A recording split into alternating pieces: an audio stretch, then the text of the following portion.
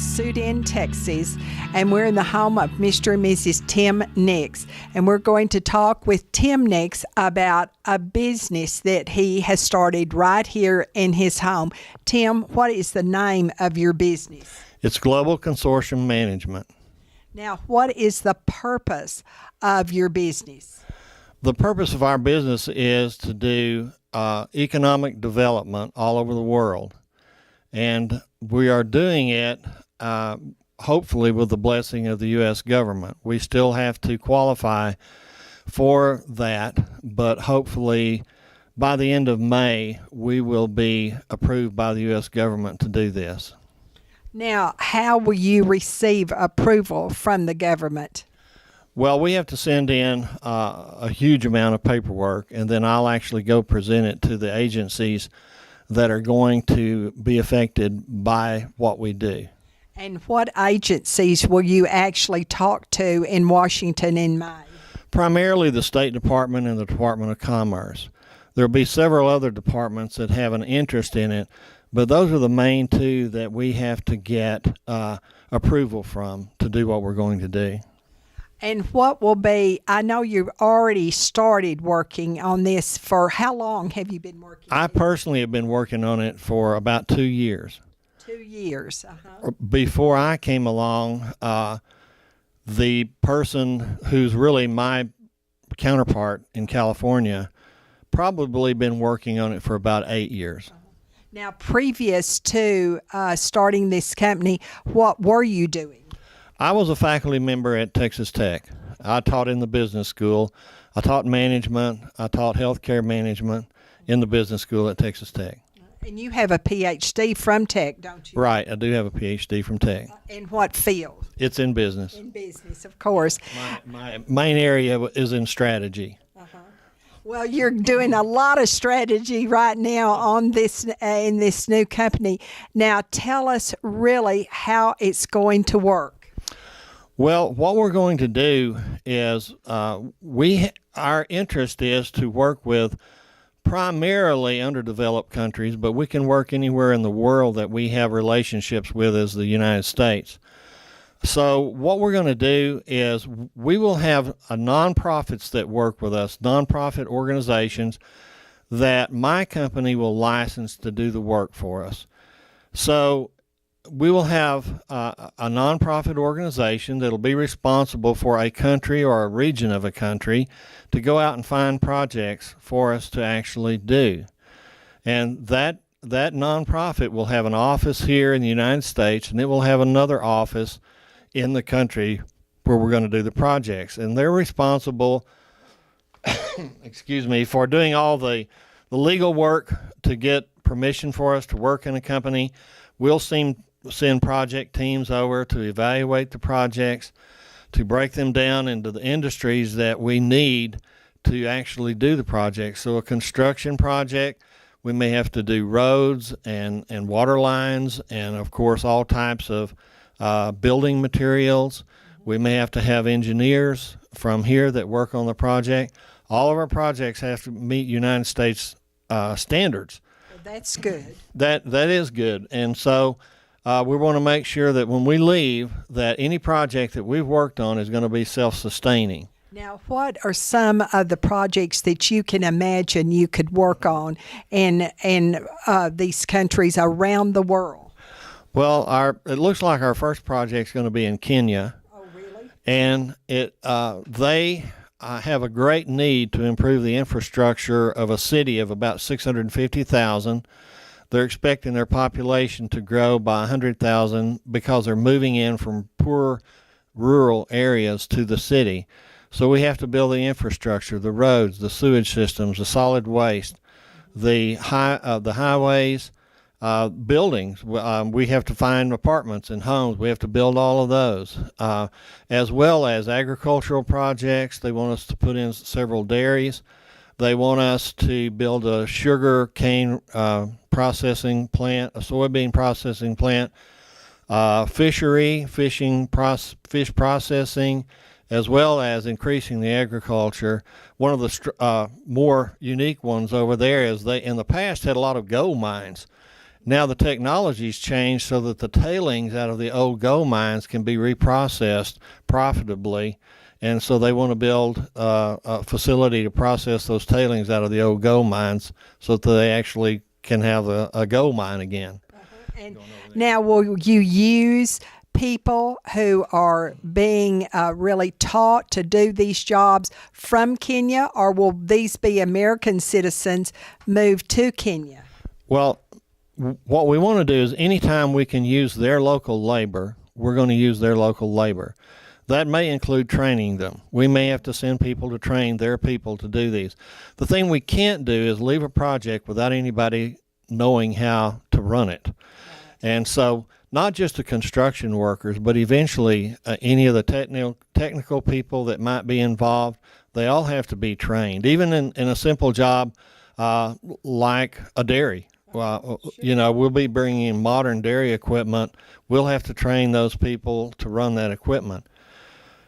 But 51, in order to promote the United States commerce, the majority of the money spent actually has to be spent in the United States as we develop the project. So we'll be buying the equipment, we'll be supplying engineers, architects, all the people that professionals that design these projects, and the material that goes into the projects.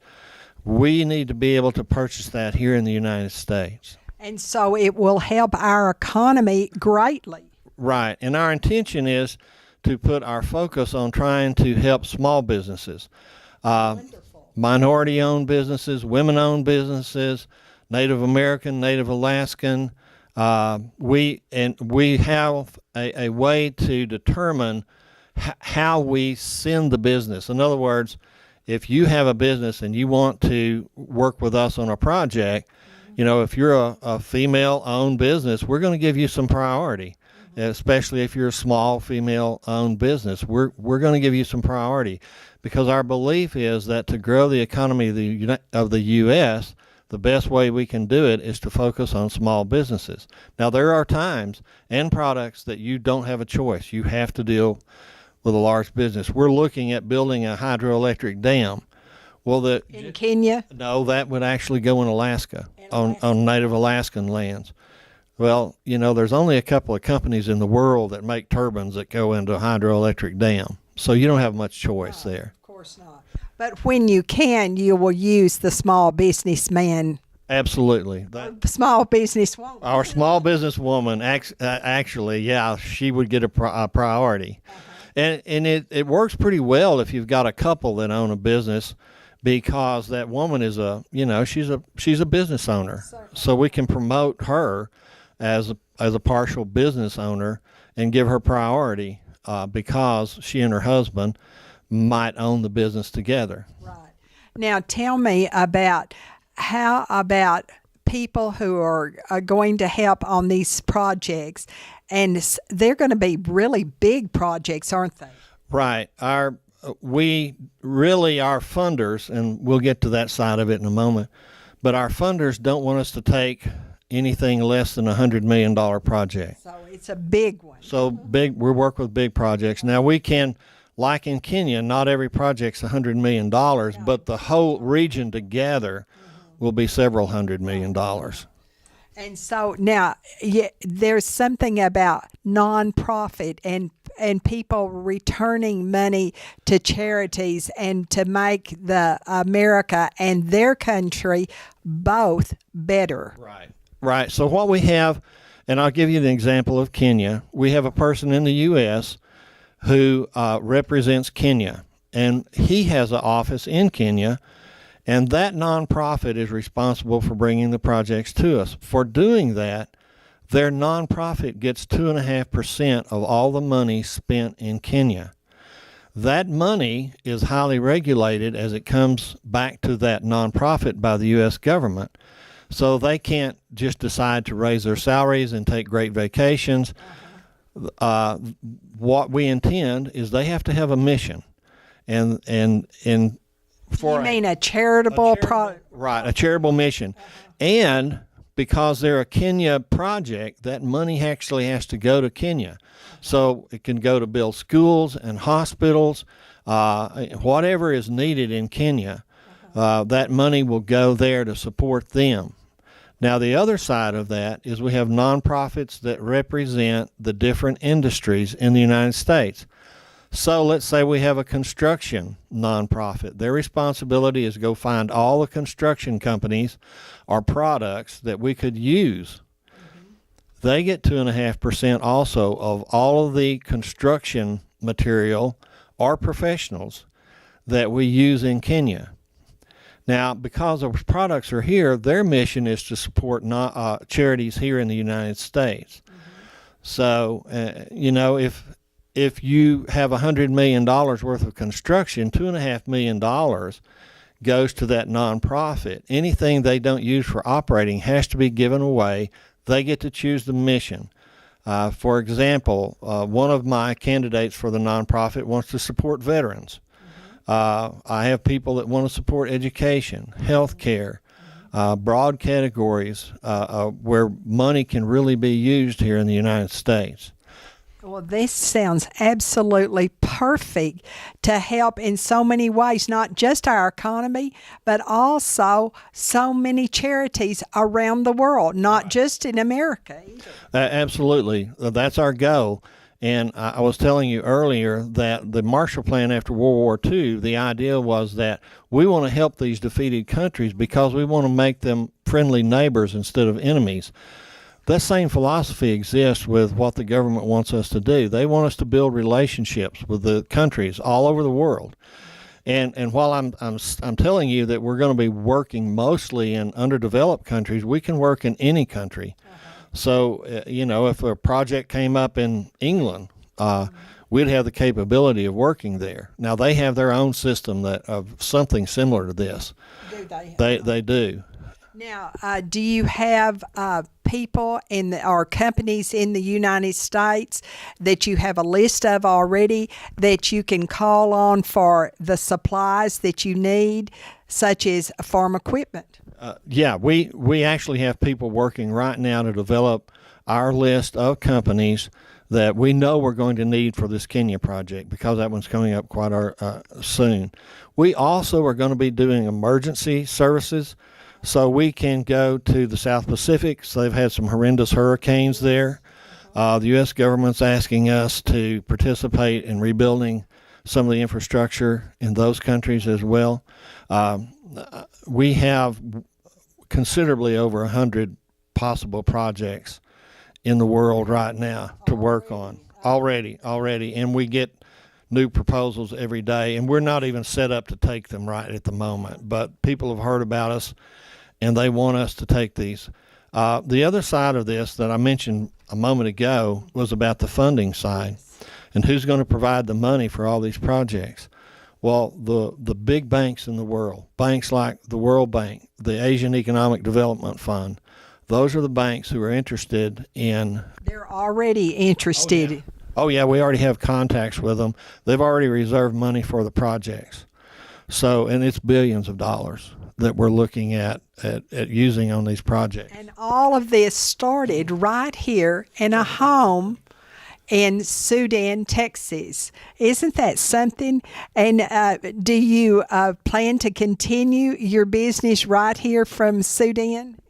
As we build a business, I'll have to move out because I'll have to get some employees, and I'll have to move out, and I'm going to have some pretty good employees. So I'll have to move. Yeah, knowledgeable people.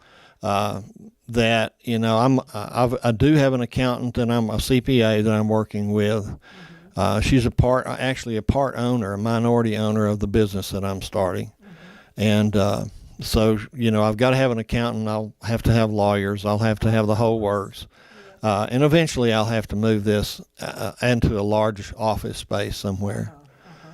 But and probably I'll have to move it to a larger town. I can't stay in Sudan. Well, now tell me, did you graduate from Sudan? Were you reared here, Tim? Or what? Yes, I graduated from Sudan High School. What year did you graduate? 1969. In 69. Yes. And so who were your parents? Bill and Joyce Nix. My father passed away about a year and a half ago. My mom's in the Olton at Running Water Draw. at the nursing home there, and they're taking great care of them. I highly recommend that home. I'll put in a plug for them. So, but she's doing really well there. That's wonderful. And we just think that this is a fantastic thing that you are doing, not just for you, not just for your family, not just for Sudan, and not just for America, but our world.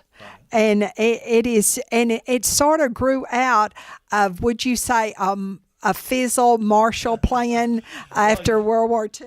Yeah, that's exactly what happened. As the Marshall Plan was very, very successful. We rebuilt Japan, rebuilt West Germany, rebuilt a lot of Europe, and was really successful. And the government wanted to continue it to promote commerce here in the U.S. But unfortunately, for a lot of reasons, it has continually kind of not been able to be as successful as it was, and the government wanted to privatize it. And my counterpart, who does the funding side in California, was closely associated with Ronald Reagan. And so he understood the way the system worked and knew that it had to be changed. Well, we're glad it had to be changed, and that the change is starting right here in Sudan with Tim Nix, our neighbor. And we appreciate Tim spending his time to explain this, how Sudan, Texas could be starting something that will change our world and make not only America, but our entire planet a better place in which to live. Thank you, Tim. Thank you. I appreciate the interview.